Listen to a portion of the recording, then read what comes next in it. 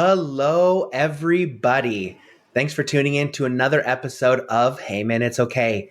I'm one of your hosts, Sky. Hey guys, welcome back. My name's Ryan Heapy. I am a licensed marriage and family therapist outside of Newport Beach, California. And welcome to our show today. Sky, what do we got? Oh man, well, Ryan, my question for today is, what do you know about Stoicism? Not a whole lot. I actually had to look up the definition, I think, earlier. I hear it kind of tossed around every once in a while as kind of being, you hear somebody who's stoic, and I kind of feel like that. Maybe my interpretation, which is probably a little off, is that it's like somebody who like kind of withholds or like suppresses maybe some of their feelings and just kind of maybe almost smiles in the face of pain or something like that. Yeah, it makes me think of How to Train Your Dragons. The dad in that his name was Stoic, and I always picture that kind of man when I think about Stoicism. But I think we can get a clearer view on that, which is why we invited our guest, Johnny Nava, on today to discuss Stoicism, and he is the host of the Don't Panic, We're All Going to Die podcast. Welcome, Johnny Nava. Hey guys, thanks for having me. Absolutely. Happy to be here. Thanks for coming on. So, Johnny, welcome to Hey Man, It's Okay. Maybe you can give our listeners a little bit of an insight as to who you are and kind of an intro into Stoicism and see where we go.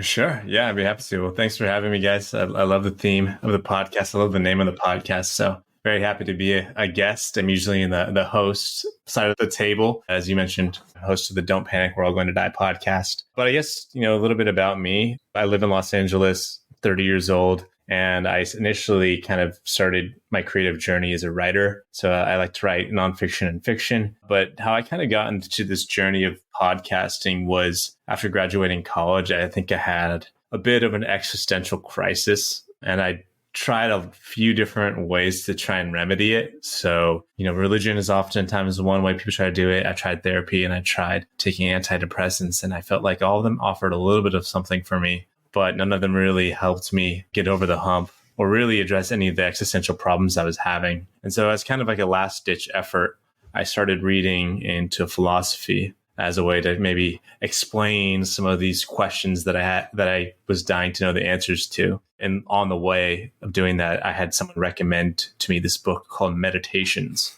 And it was actually a book that I had picked up when I was 18 because I thought it was interesting. I was interested in learning about it, but I picked up the wrong, like a translation that wasn't very good. Oh, so I kind of read a few pages and put it down. And then he actually recommended me a better translation. I picked it up and I just felt like it was a book that was so full of wisdom, and it just helped me so much. I felt like I had like a toolkit for how to deal with some of these existential problems after reading that book. And then it kind of just, from there, I was like, let me learn a little bit more about this. And it kind of went on a journey of learning about Stoicism, learning about philosophy. And then once I found what I guess was my way out of it, I no longer feel like I'm in an existential crisis. I think I've dealt with a lot of anxiety that I was having, no longer depressed. I wanted to try and figure out a way to transfer some of that wisdom or some of that knowledge that I had acquired through learning to a wider audience in a way that they didn't have to read these really dense or sometimes dense books in order to learn about it, So you're speaking that's to my kind of why people. I do what I do. Yeah. It's not easy to recommend a philosophy book to most people, especially if they aren't readers in general. So I think my mission in life is to try and figure out a way to distill that knowledge into a way that's accessible for everybody. That's awesome. It sounds kind of a lot of like what I do as a therapist is, I'm constantly taking in any sort of new psychological information, stuff like that. Like you said, or we had talked about earlier at the Daily Stoic here, that there you go, get it in the camera. Good job. Same kind of thing. I read parts of it here and there, and actually, each one's got like a meditation for each day. But it's taking in all that information and being able to kind of pass it along in a way that's palatable to kind of each person. And kind of with podcasts, kind of similar to clients, it's like every person has a different background, and we're trying to speak to them as best we can in their language. Yeah, that's exactly right. I think that's probably what makes you a good therapist is your ability to do that. Thanks. So does your podcast name, which is, tell us again, We're All Going to Die? Don't Panic, We're All Going to Die. Okay. Yeah.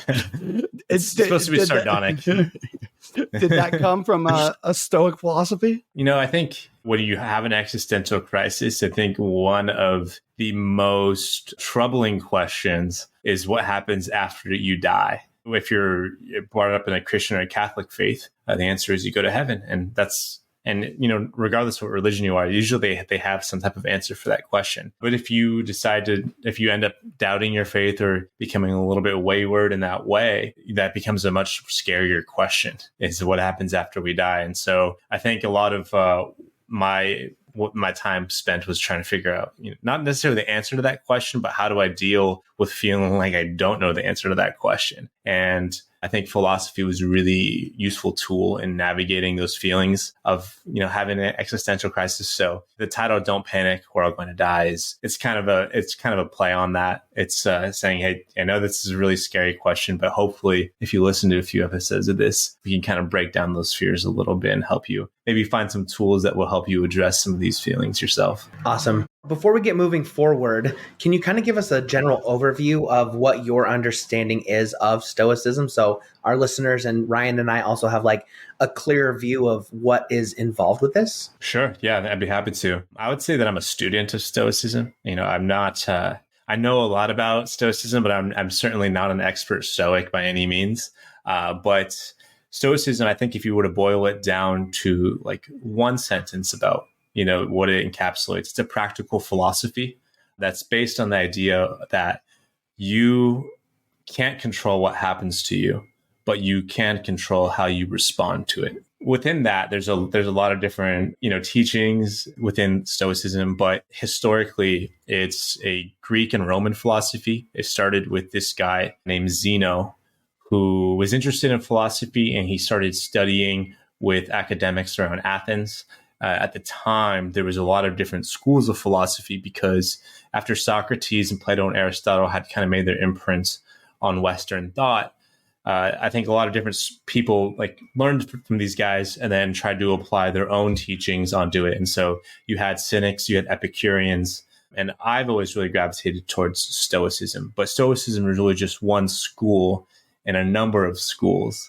The idea is basically you should only focus on what you can control and try to maybe tune out the things that you can't.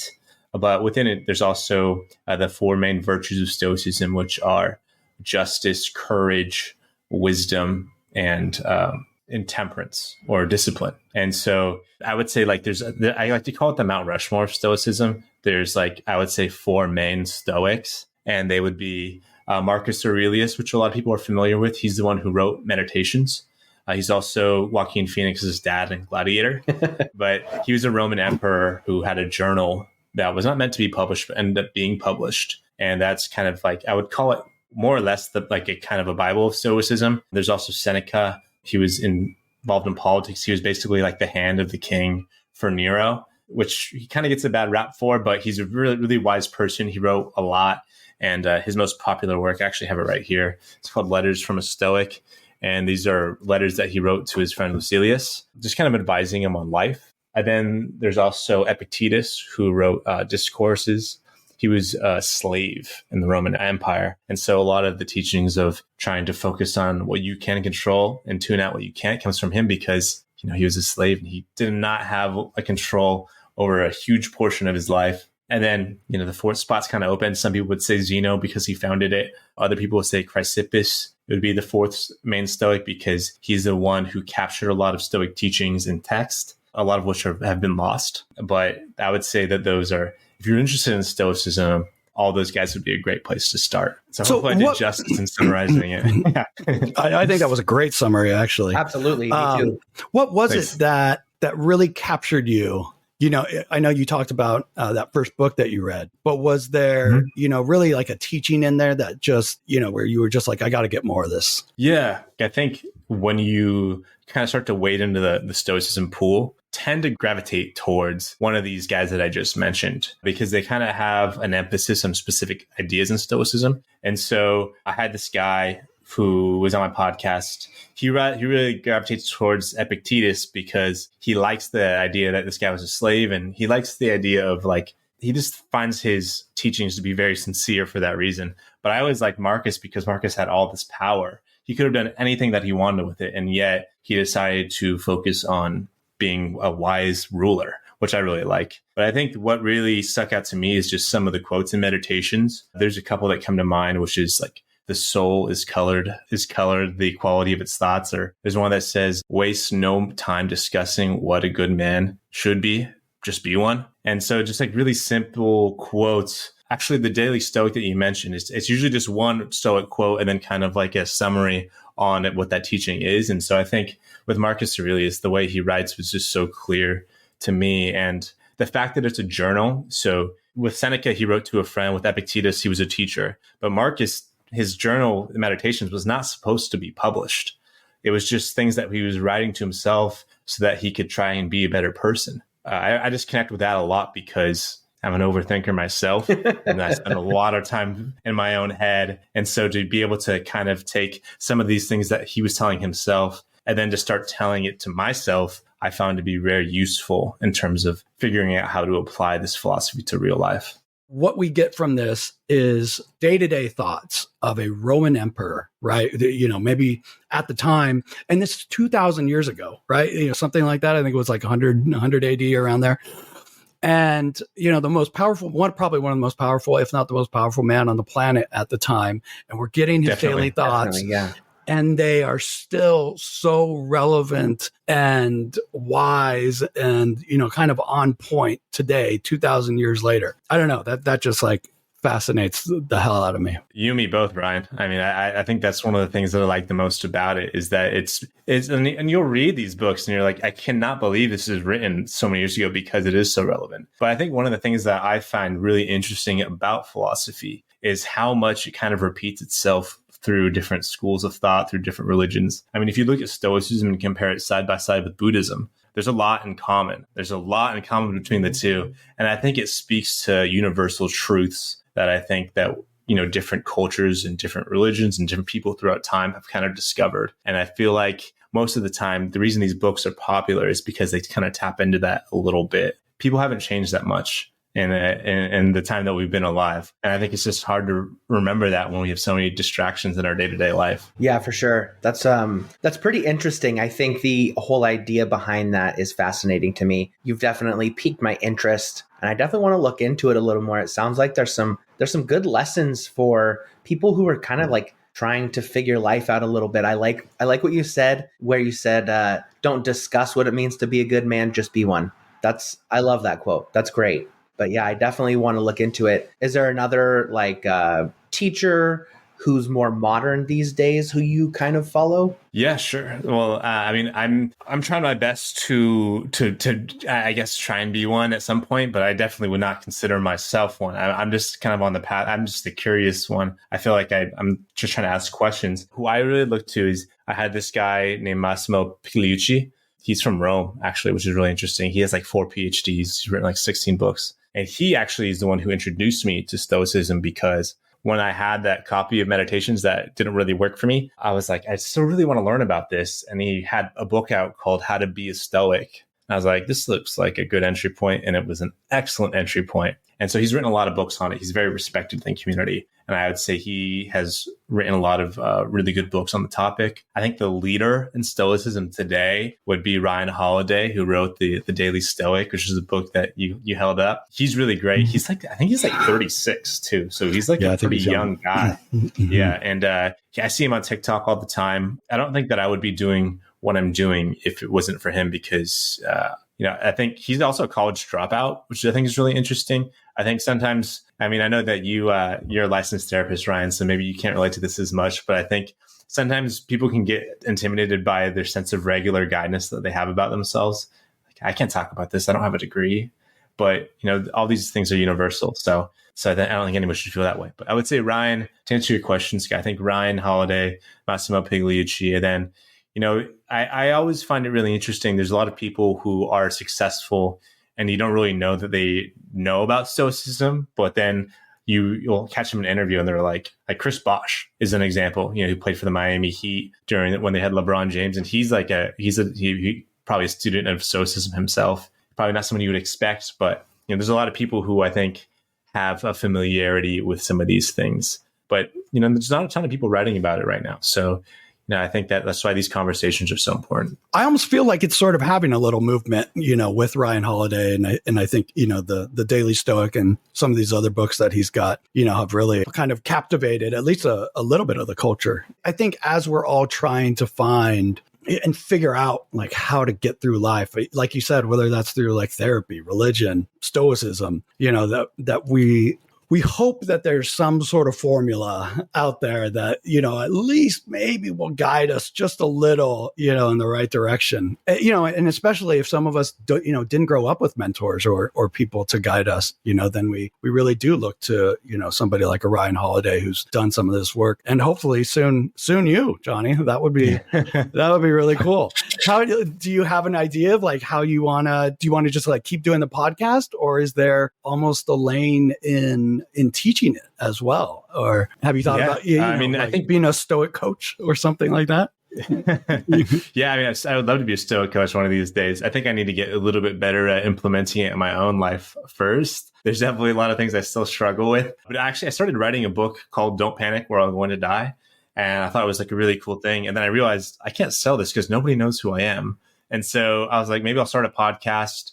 Not necessarily as a way to like sell myself, but just because I wanted to have interesting conversation with interesting people. But, that's become its own thing. And still working on the book. So maybe one of these days it'll come out. But I think I also write nonfiction. I post on Medium sometimes. I try and post in the Stoicism subreddit when I can. So I just try to get involved in little ways. I'm trying to figure out a way to monetize some other things on the side. But I think with this stuff, part of Stoicism is avoiding the ego. So I try to bring as little as myself into it as possible. But I had a conversation with Massimo Pugliucci, who's a philosopher. I also had a conversation with Pamela Hieronymi, who's also a philosopher at UCLA. And she was the advising philosopher for The Good Place. And one of the things that they both said to me was that philosophy constantly needs to be updated. And so I think it's really important for people to attempt to update things, because philosophy is oftentimes a reflection of the society in which it's born from. With these things that have universal truths, I feel like it's important to constantly be updating them too. And so I guess that's what I'm trying to do. But I think Ryan Holiday definitely does a better job at it than I do at this point. So he's a great person to start with. He's written a ton of books on the topic if anyone's interested in learning about him. But yeah, I think we're just all in a weird place post-COVID. I know, Ryan, you said that it's having a little bit of a moment. I have a suspicion that a lot of that has to do with this really weird global social experiment that we had where we were locked indoors for 2 years and had a lot of time to think. I think it bred a lot of anxiety, and I think people reached for a lot of different tools to deal with that. And I think that's at least my suspicion of why it's kind of experiencing a little bit of a renaissance right now. So my question is, how would you categorize Stoicism? Is it a lifestyle? Is it a religion? Is it just a way to live? Like, how would someone in normal terms categorize what it is you're trying to like live by? Yeah, I think it's a great question, Sky, because I've talked to people about this before who have like a primary religion, and they're like, I don't really want to learn too much more about this because I'm Catholic and this isn't my lane. And what I like to tell people is that it's just a practical philosophy. It's like the same thing as what's a big thing right now? I'm trying to think of the word for it. It's like mindfulness. I would compare it to be like just mindfulness. It's like you can be a Stoic Christian, you could be a Stoic Muslim, you could be a Stoic Jehovah's Witness, you can be any religion, you can be an atheist. It doesn't matter. It's just a set of ideas and interesting concepts about life that you can look to apply in your life in order to improve it. And you don't need to use everything, but I do find there to be a lot of really practical teachings, especially when it comes to dealing with anxiety, because a lot of anxiety is based in fear of things that have already happened or things that have yet to pass. And if you can learn to tune things out, I feel like it just clears up your head and for more productive thoughts. So I think that's the benefit that it brings to my life, is that it's just got me a lot better at clearing up the space in my head. Is that sort of like an active practice where you follow, I don't know, maybe like affirmations, or the actual things you're focusing on, or like how does that actually, help the anxiety? Yeah, that's also a fantastic question. It's one of those interesting things. I think one of the misconceptions I had when I was learning about it was that, I would read a quote and be like, oh, that's really smart. That's really wise. I'm going to remember that. And I would remember it, but I wasn't doing anything different. I wasn't living life differently. And, so the soul has dyed the color of its thoughts. It's like, oh, that's really smart. But then I wasn't doing anything to improve the quality of my thoughts. And so I think for me, it was like, in AA, they teach you to surrender to a higher power. And I felt like it was kind of similar for me, where I was like, okay, let's study this for a bit. Let's try and apply this. And so, there's this saying like, what would Jesus do? WWJD. I kind of had this thing where I would do like, what would a Stoic do in this situation? And I felt like it was really helpful. One of the things that Stoics talk about a lot, and Marcus specifically, because I think he had an anger problem, was anger. And that they pretty much all advise across the board that you should not make decisions when you're angry, or you should try and not react in anger, because you realize that people are going to be difficult in your life. And most of the time when you react in anger, you end up regretting what you did, because it's not a representative of who you want to be or how you actually feel about things. And so like one of the first things for me was like, if I got in an altercation with somebody, or like I got in a fight with my girlfriend or something, I would, instead of being angry and lashing out, I would say, let me just go for a walk. I would go for a walk, come back, and I could have a rational conversation. All of a sudden, my relationship started improving because I wasn't lashing out in the same ways that I was. And when it comes to focusing on things you can't control, I just started trying to apply that. And it's weird. It's one of those things where you don't realize. I feel like there's things you could do to improve your happiness, but I think there's also things that you can do in life that will help ward off those feelings of unhappiness. And I think that's like what Stoicism has done for me, which is like just having more space for more positive things and tuning and not having as many negative thoughts. Didn't necessarily notice how big a difference it made until I had a friend come up to me and were like, hey, I just want to say, like, you're kind of different now. Like, and I don't mean that to be a bad way, but like, I just feel like you're like more like patient. Like you just don't seem as stressed. Like, what are you doing differently?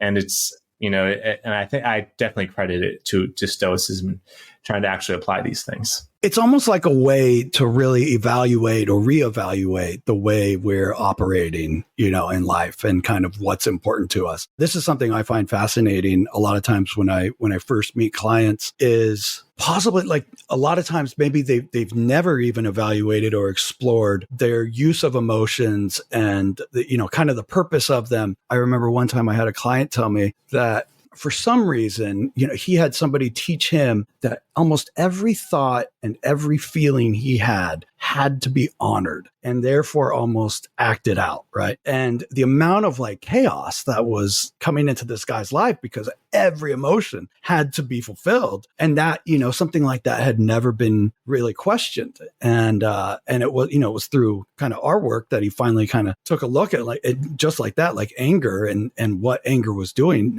to his life. And so Stoicism kind of seems like it gives you that guide, or at least, maybe helps you ask some of these questions about how we're operating. Yeah. And I think it's a great observation. I mean, you mentioned earlier, I think one of the things that young people struggle with is a lack of mentors. And I think that like what Stoicism has given me is just a couple of really good mentors. And they wrote in a way that was advising, their friends in their life. And I think that if you can take that and apply it to your own, I always look at these things as like, this is as like a set of tools. I think that like Buddhism offers a really good set of tools. I think that Christianity offers a really good set of tools. I think that, some parts of being an atheist, there's plenty of atheist philosophers that have taught things that I use every day, but I think they're all just tools in a toolkit. And for me, Stoicism is just like the hammer. It's like the one I grab the most. But I think that you can over the course of your life, you can build up, a set of skills or a set of tools that you reach for different situations. It doesn't mean you're always going to handle everything perfectly, but it's nice to not feel like you're in a state of chaos. Yeah. I love that you talk about tools. That's great. That's right. Going back to anger a little, one, I think it's often a mask of sadness. And I think if we actually kind of looked at things maybe more authentically, I think we'd be sad a lot more often than we're actually angry. And I think anger gives us kind of an easy way to elicit that emotion. I do kind of this checklist that's from sort of a therapist kind of stoic guide like set called DBT. It's a dialectical behavioral therapy. And they have a whole section in there on emotion regulation. And one of the skills is called check the facts. And so you first analyze or just ask yourself, like, what's this emotion that I'm feeling right now? And what's the intensity? And a lot of times it's like anger at like an 8, and then you're looking at the situation. Does anger at an 8 fit the situation that I'm going through right now? And then you kind of go a little further, ask yourself a few more questions. You go down, okay, so is this anger at an 8 justified, for this event? And then lastly, is this anger at an 8 effective in getting me what I want? And so sort of a similar kind of process. And, but no one ever teaches us, any of these things a lot of times. And so if we can get a mentor like a Roman emperor, I think it's great. Yeah. No, I think you made a really great, I think it's a really profound observation about anger being just sadness is oftentimes anger. I think people are just more comfortable with anger. People are sad. It can be very overwhelming, but I feel like sometimes when we're angry, you think, oh, well, I know what to do with anger. And because I think it's a coping mechanism maybe for a lot of people. But yeah, I think I'd be curious to hear how often people say, was anger effective? I'd be curious to hear the answer to that across the board, because I feel like it probably would not be a useful emotion most of the time. I think like if I'm a coach on a basketball team and I'm trying to motivate my players, maybe I got to yell and get angry. I think there's a place for every emotion, but I think that it's one of those ones that I think tends to be more destructive than not most of the time. I think it all depends on how you use that emotion. I think that's the important part there. Because, you said, as a coach, yeah, you're angry because a player did something bad and that's how they learn. Your kids touch the stove when you tell them not to, you get mad at them, but they're going to learn their lesson, and it's how you approach it. As someone who used to deal with pretty severe anger, I can tell you that a lot of it just came from a place of fear and sadness, mostly in myself. You talk about how your friend said after you started practicing your stoicism, how different you were. I started practicing mindfulness, and I got the same reaction from people. And there was one moment where I was like, oh, where someone said they expected a different reaction from me and got a much more pleasant reaction. I think that's just so wonderful that you found something to give you that kind of motivation and give you that thing that you needed to change. You're talking about stoicism. I'm like, man, do I do stoicism stuff already? And it's so weird because you're talking about how it all ties together. And I think that maybe more of us practice it than maybe we thought. Yeah. I mean, I think that like I mentioned, I think that there are certain threads that tie like a lot of religions or sets of beliefs together. And I think because they just touch on universal truth. So when we're talking about, maybe some of the same tools that you used to deal with your anger or your fear or anxiety, you end up getting there. Oftentimes the path to alleviating those feelings is our paths probably familiar, You almost wonder if Marcus Aurelius and Buddha and Jesus like almost all got together at one point and like exchanged ideas. Like, I feel like they're kind of around like the same time. And I don't know, maybe they had like a secret meeting of the masters or something like that. Yeah, well, because there sure was a lot of wisdom. Yeah, right. It did seem like there sure was a lot of wisdom that has come kind of from that time. And I think that one of the reasons that I think Stoicism, people in the West tend to gravitate towards Stoicism is because Western thought is based in logic, or logos would be the Greek term for it. So I think that in Eastern philosophy, there's a lot more of a spiritual element to it because you have the influence of Taoism. You have ideas like karma and reincarnation, which they do find themselves in the Western thought as well. But because Western thought is based on this idea of logic, I think that's why people in the West tend to gravitate towards it more. But I think, like I mentioned, that you end up getting to the place the same way. I think the biggest difference is like people in the West tend to see life as like this blank canvas. You can write whatever you want on this canvas. Life is whatever you want it to be. You can create your life. But I think in the East, the question is more of like, how have I grown? So rather than a canvas, it's like a block of marble. and your potential is underneath that. And it's your job to kind of chip away at that marble to see, what kind of a person can I end up being underneath this all? Ultimately, it's kind of the same thing, but when you really strip it down, there are a lot of significant differences between the two. And I think that it has influence in the way that you tend to process the world. Has Stoicism led you into a certain religion or faith in any way? Yeah, no, that's a great question. I don't think so. I think that if I was a Christian and I found Stoicism, I would just be a Stoic Christian. Or if I was, Buddhist, found Stoicism, I'd just be a Stoic Buddhist. I think that what it has given me is an appreciation for the beauty of other religions that I maybe didn't have before. My family is Christian Christianity. My family's from Mexico, so my great great grandpa came over here and founded a church in San Francisco. So it's very very like traditional, like Catholic type of Christian, apostolic. And I grew up in that, and once I kind of started having my existential crises, I found like myself being kind of angry at a lot of the things that I was taught in the church, specifically when it came to like how closed-minded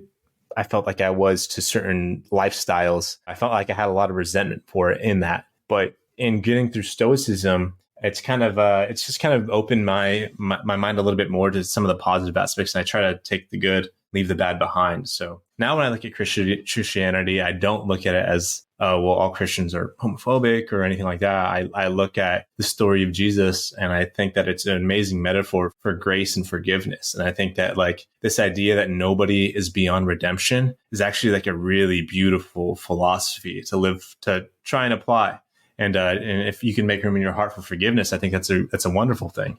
And so I think it's just allowed me to be more open-minded, which I think makes learning easier. But I think it also just makes getting along with everybody easier too. It's so unfortunate that, really at the heart of the Bible and Christ is, so much non-judgment, acceptance, love. And then, unfortunately, people get a hold of it and add, all that judgment and, sort of corruption and stuff. Johnny, were you always such a philosopher at heart, like, asking why at a young age, or, you sure have a really curious mind? Yeah, I think I had a curious mind. I think it's taken me a lot of time to figure out how to articulate some of these things. I think one of the beauty of podcasting is I think you get better at doing that in real time. But I think that like my evolution into being more of a thinker, I think just came from this time period where I was post-college and I had this job where I was at a law firm, and I hated the job at the time. I felt like almost everyone there was depressed, and I definitely did not feel blessed to be there at the time. But I look back and it was such a blessing for me because it was really old school. So basically they were just they had me there to keep everybody organized because they didn't have any technology, but they had all these really big, important clients. And so that was just keeping everyone organized, but I had a ton of downtime. And so I think, in that 1 year that I worked there, I read over 100 books, and almost all of them were philosophy based. And so I think it happened when I was 23. And so since then, I've kept that practice going of trying to read and trying to learn about philosophies. But I think that everybody has a superpower. I truly believe that. I think that we all have like a ton of different talents. And I think that we have some talents that are like really like specific to you. And I always tell people, I think my superpower is research. Like I don't mind spending 10 hours reading about Stoicism in front of my computer without a break. And I know most people can't do that, but I have no problem doing that. I like to do stuff like that. So I think all my wisdom that I have to offer is borrowed. I really don't think that I'm like, contributing a lot of original thought to these things. But what I try and do is try and present it in a way that feels modern and relevant so that somebody who's not familiar with these things is able to understand them. Well, if it helps, I feel like you've taught me just in the short little while we've talked. I appreciate that. Yeah. Thank you. So going back to your journey into Stoicism, I just want to clarify something and let me know if I'm wrong. You didn't do any like traditional therapy, correct? I tried it. I wish I had a therapist like Ryan when I was looking for it. I wish we had a therapist like Ryan. Yeah. I did try. I've been to 3 different therapists, and actually the first time I ever went to therapy, I was like 18, and I felt like I'll just say I thought the therapist was like a bad therapist, and I felt like I opened up to her about these things I was struggling with. And in return, I was judged very openly and honestly for the things I was struggling with, and it gave me all these really negative thoughts about myself that I think were probably misplaced. And so I was kind of jaded. I tried it out a few more times after that. But, the American healthcare system isn't amazing, especially when it comes to providing mental health care for people. And so anytime I tried digging into it, I just felt like it was too expensive or too complicated. But mostly I just couldn't find a good therapist. And so therapy is great. I think that there's a ton of people I've met who benefit from therapy. And I think that I myself would greatly benefit from therapy. I just haven't found the right therapist yet. But I you're think not that closed off to the philosophy is idea. No, not at all.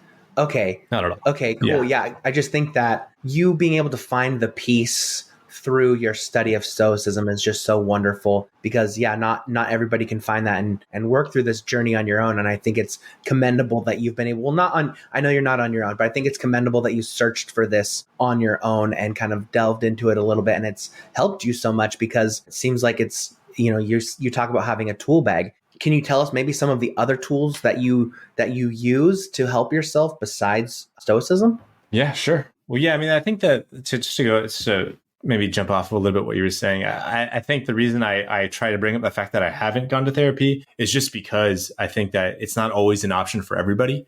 And I want people to feel like there is hope if you can't go to therapy, because I think there are other means of, educating yourself or other tools that you can use without therapy. I think it's great for everybody. I think everybody could benefit from it. I don't want to say that I'm anti-therapy at all, because I'm the opposite of that. But I think that, there are other tools that you can use to help improve your mental health outside of it. Just so you know, I'm in a lot of my sessions, if we don't have anything, maybe really pressing, and it's, I don't know, maybe me and the client are kind of struggling to come up with something, I really do. I pull go to the date, and then, we read the, a couple paragraphs, and it never fails every time. I have, Wow, 50-minute session all on, whatever topic that was. And so, like, to your point, that it is hard to find a therapist at times. Me being a therapist, I struggle to find a therapist, that's either in network or, isn't a fortune, and then actually, calls you back. Yeah, it's definitely difficult. And if you can, if you have other ways, to help ask you some of these same questions or help you reflect in really introspective ways, then by all means, Stoicism is a great tool and a great resource. Yeah, I can't tell you how much I love the fact that that's your go-to method with your clients. I think that's amazing. And anybody who's listening, if you haven't checked it out, you should definitely go back and check out it's Ryan's episode in this podcast. Hey man, it's okay, because it's an amazing story. And so, I think everyone should have a therapist like Ryan. But if you can't get Ryan, at least listen to his story. It's really amazing. I feel really lucky to have him as part of my team and part of my crew here. Yeah, you guys are great. It's a good duo you have here. I'm looking forward to the future episodes that you guys put out for sure. I think you asked me, correct me if I'm wrong, Scott, did you ask me if there's any other things outside of Stoicism that I've used? What else do you use to coincide with your growth and with your change? Yeah. If you're interested in Stoicism, or maybe are you familiar with Stoicism and you want to look into other things, I think the Tao Te Ching is amazing. So that is like what Taoism is based off of. It was written by Lao Tzu, and he's a Chinese philosopher before Marcus was around, and they're like little parables, or like little poems. You can read the book in a day so easily. You could probably read it in like 2 hours, but it is like one of the best books on Eastern philosophy if you're interested in checking that out. But one of the books that really changed my life was Man's Search for Meaning by Viktor Frankl. Okay. Yeah, absolutely. Right. It happens. I think it comes up a lot. It's often suggested to people who are struggling with anything like depression or existentialism. And I think it's because while Stoicism speaks to, I think, a lot of tools that help deal with anxiety, the Man's Search for Meaning speaks to people who are having a crisis of meaning in their life, or a lack of meaning in their life, rather. And what his whole thing is, it goes back to kind of like the absurdist ideas of the 20th century and Camus and all of those guys. But it's this idea that life is kind of irrational. Like, we kind of live in an illogical world, and we can't control a lot of what happens to us. And if you don't have a religion in your life that has answers for all these problems, life can feel especially crazy. And so his whole belief is that you actually can assign meaning to things. And you can choose what's important to you. You can choose what matters to you. And that's actually like a really beautiful thing, is that what is the question of what is the meaning of life is really up to you. And it's actually really empowering idea that I've found to be a really great guiding light in my life. Johnny, it's so funny. You and I would really get along. I think I'm getting that, yeah. One of the stories that I'm constantly telling clients is Albert Camus' take on Sisyphus, and really just leaning into the absurdity of life. Yeah, because it can be absurd. It can be absolutely freaking absurd. And so, what are we left to do? Yeah, it's like, well, make the most of this absurdity in a lot of ways. Yeah. Yes. Just you bringing that up, it makes me feel like you're 100% right and that we would get along. It's funny. I was telling Sky before we recorded, I got laid off in June, so I have a lot of free time on my hand right now. But one of the things I'm trying to do is, I was working in software for a while. I was doing sales, just completely empty of meaning for me. I started, I have an interest in men's fashion, so I'm trying to make the perfect hoodie. That's like what I'm trying to do right now. And my logo is Sisyphus. The company is called Happy Sisyphus, because I think it's important. Like, these are really important things. And Sisyphus, I think, is probably the best metaphor we have for the human condition.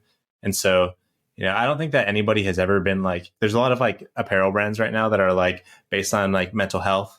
I don't think that anybody on planet Earth has ever been like, I was feeling really depressed today, but then I saw a t-shirt that says it gets better. And man, it really turned my life around. Like, that's not really what I'm trying to do. But I think if I can, get people to say, who is Sisyphus? Like, why is he important? And then like maybe take a dive into some of the things that we're talking about. I think that is actually a better route forward, because, it's like, with addiction, like people aren't going to, you have to want to get better to get better. And I think with that, with these types of things too, it's like you have to like want to be, you have to be curious about these things and like make the effort to learn about them in order for them to actually have impact and help you in your life. So I'm just trying to scratch that itch for people, or I guess make people itchy rather. Well, I really want a hoodie, and I really want a hoodie with Sisyphus on it. Sounds like right up my alley. And just Ryan and I have been talking about hoodies, so that would be really cool to look into that. Oh yeah, Once you get going. I'm from San Francisco, so and I know Sky's up in Seattle, so it's part of our uniform. If you need test subjects, I volunteer as tribute. Okay, yeah, I'll definitely, after this call, we'll make sure we have each other's contact information. I'll get you guys some for sure. Just so people know, we were talking about if you don't know the Sisyphus story, actually, Johnny, you probably know it better than I even do. But if you just want to tell people real fast, kind of just what Sisyphus was condemned to do. Yeah. So I've been writing about this a lot recently, so I think you caught me at a good time. But Sisyphus was basically this figure in Greek mythology. He was the king of Corinth, and he was a really clever king, but he was also like very like, I guess they call him abusive. Like, he just wasn't a good guy. Over the course of his life, that he basically was condemned to die by the gods. The gods wanted to kill him, and they tried to do so twice. And they basically, he's so clever, he tricked the god of death into tying himself up in Hades and escaped death. And then he kind of like faked his own death, and then was like, hey, I need to go back to the real world to get revenge on the person who killed me. For some reason, they let him do it. But then the gods got sick of him, and they were like, okay, we need to punish this guy. We need to make sure he never leaves. And the Greeks were really good at imagining ways to torment people for eternity. Prometheus is an example. Like Ixion, there's a lot of stories in Greek mythology about people being tortured for eternity. But Sisyphus is like the most enduring example, because it doesn't seem that bad on the face value. His punishment was to roll a boulder up a hill every day. But before it reached to the top of the hill, the boulder would roll down the hill, and then he'd have to go and start over. He'd have to do this every single day for eternity. Part of why it's become enduring symbol for the human condition, and has been picked up by existentialists like Camus or Kierkegaard, is because it's a really good metaphor for like how weird life is. They use this thing called the absurd a lot. The absurd is basically this idea that life, the world, is illogical, but humans are rational beings, and we are very logical. And so that's kind of a paradox, right? Just like rolling the boulder up the hill. And so we are all Sisyphus, essentially. We all are condemned to be rational beings living in a world that's extremely irrational. And so in our own way, we're all pushing the boulder up the hill. And at the end of The Myth of Sisyphus by Camus, the conclusion he comes to is that we have to imagine Sisyphus is happy, to be happy doing the labor, that even though he's rolled the boulder up the hill and it's rolling back down, he goes back to doing the work and he's happy about it because he's found a reason to have purpose or meaning or fulfillment in a life, even though all he's doing is rolling a boulder up a hill. And so that's like the myth of Sisyphus in a nutshell. Beautiful. Great. I love it. Yeah, that's awesome. So you're talking about, having your sweatshirt give people the itch, and like, what is that? What advice would you give people who are looking into this and like just starting their journey into Stoicism? I mean, I think that I would suggest two things. Well, I think The Daily Stoics is a great book to pick up because you don't need to read the whole thing at once. If you're not somebody who's a big reader, it's literally just one Stoic quote a day, and then maybe like 2 to 3 paragraphs on the explanation of the quote. So I think that's a really good start for people. If they're interested if you are a reader or, are willing to read a whole book, I think that Meditations, specifically the Hayes edition, is really good pickup because Marcus is the best. And I think that when I speak to people, it's the one that tends to resonate with the most people. But beyond that, if you're not really into reading at all, I think The Daily Stoic is a good podcast. If you like podcasts, you listen to Don't Panic, We're All Going to Die. My podcast is basically a Stoic podcast in disguise, so you can check that out. And then also YouTube's a great resource too. So there's a lot of different ways you can find information on this stuff. I'd maybe steer away from Wikipedia because it's more about the historical context of things rather than like actual ways to apply it to your life. But the fortunate part about being in this day and time is there's a lot of different ways you can get information. So it's out there. But I would say Meditations would be my suggestion for a book. And if you want someone more modern, I would say go to Holiday or Pigliucci. Awesome. That's so cool. Well, man, I really appreciate all of the info you've given us. And I really feel like this is just such a brief insight over what it is and how it can help you and how it can help change and help you grow. So I just want to give you my appreciation. I'm sure Ryan feels the same. Is there anything that you feel was unsaid that you want to say before we end things here today? No, specifically. I mean, just thanks for having me. I appreciate you having me on the podcast. I think what you're doing is really cool. Mental health is like a really, important topic to be talking about. And I think that there are a lot of different ways that people can improve their mental health. Yeah. So I appreciate you having me. Maybe next time, what's an interesting subject is happiness. So if you have me back, I'd love to talk to you guys about that sometime. But I know your podcasts are only like 50 minutes to an hour. And so, it'd probably be hard to squeeze that into this episode. Yeah, that's definitely a conversation I'd love to have right there. Me too. Absolutely. Yeah.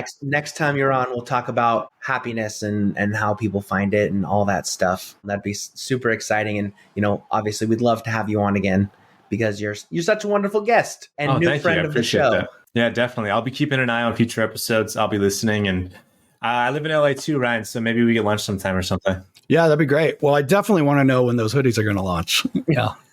Yes, for 100%. Sure. I've designed them. I have the designs, and I'm doing product shoots this month. And then after that, I should have like my first order towards the end of the month or November. So once I have that, I'll send you guys some for sure. Cool. Nice. Do you have an Instagram page? Yeah, so I haven't set one up for my business yet, but you can find me at Here's Johnny Nava. Pretty much anything. So TikTok, YouTube, Instagram. Here's Johnny, and then Nava, and you can find me. Got it. And check out your podcast. Oh, yeah. And my podcast, Don't Panic, We're All Going to Die.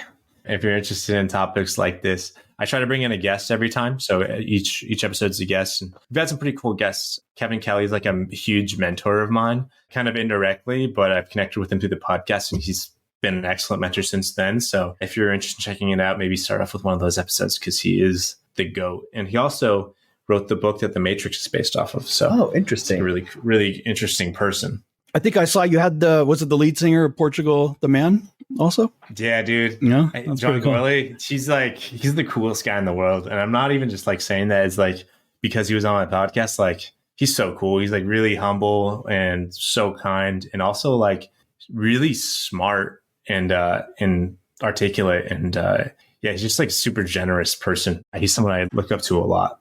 Awesome. Well, I'll definitely have to check those out. Thank you, sure. Johnny. Yeah. Yeah, thanks, coming Johnny. Thanks, Ryan. Thanks, listeners, for tuning in. Make sure to check out our website, heymanitsokay.com. Okay is just the letters OK. And we're on pretty much all social media at Hey Man It's Okay. Link to our YouTube is on our website. Make sure to follow, like, subscribe, sign up for newsletters to get our updates when we release episodes. And thanks for tuning in. And from Sky, until next time, it's okay to not be okay. Later, guys. All right. Take Later. care, everybody.